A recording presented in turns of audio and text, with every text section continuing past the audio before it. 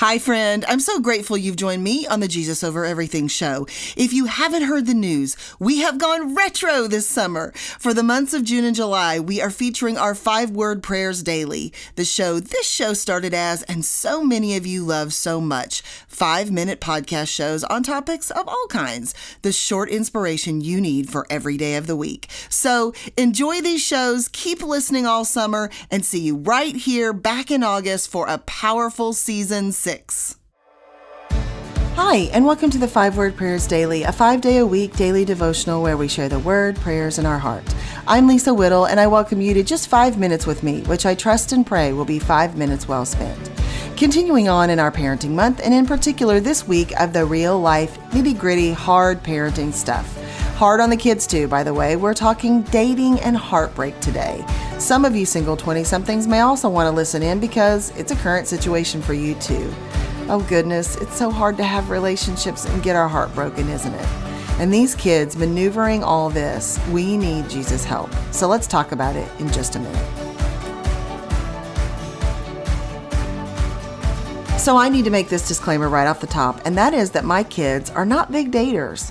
As a matter of fact, they haven't really dated much at all, which I think on one hand is a good thing in the sense that I think our culture is far too consumed with kids being in a relationship at an early age. It's just too much, too soon, in my opinion. And quite honestly, parents, we're a factor in this. We encourage these dating relationships with middle school kids and even elementary school kids. It blows my mind. And I just think it's another symptom of how we are following the trends of society and making our kids grow up too quick. I'm not a fan.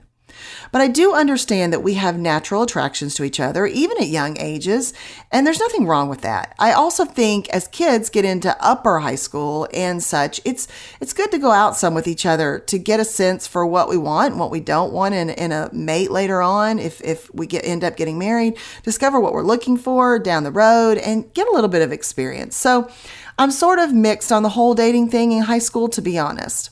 But invariably, our kids will date, and invariably, they'll have heartbreak or be the one breaking someone's heart. And as with all things, as the parent, we are there to help them through it. So here are some things to remember. First of all, take your personal feelings out. This, I know it sounds strange, but it is something that is common, I found.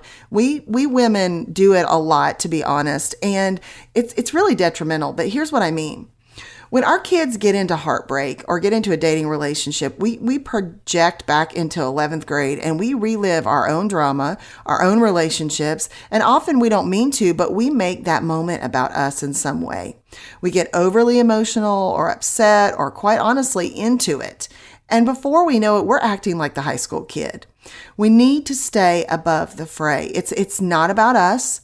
And we can't be level-headed and help our child with their emotions and everything they're dealing with if we're emotional too. So we've got to take ourselves out of the equation, our personal feelings out. It's not about us. It's not about our 11th grade relationship. We need to be well and healed and whole to help our kids. Number 2, remember the big picture. Young relationships not only do not last, they are also often a distraction from what God wants to do in their life. Yes, relationships can be teachers, but most romantic teen relationships are not those iron sharpening kind, with few exceptions.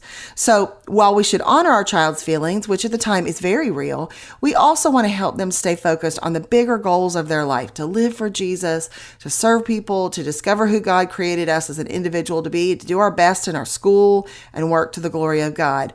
Help keep them focused and steady. That's our main job of parenting as our kids grow. So remember the big picture.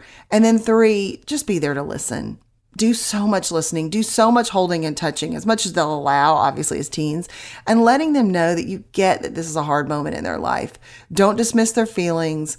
Do hear them out. And then back to number 2, try to rechannel and refocus them back to what is good and true and important.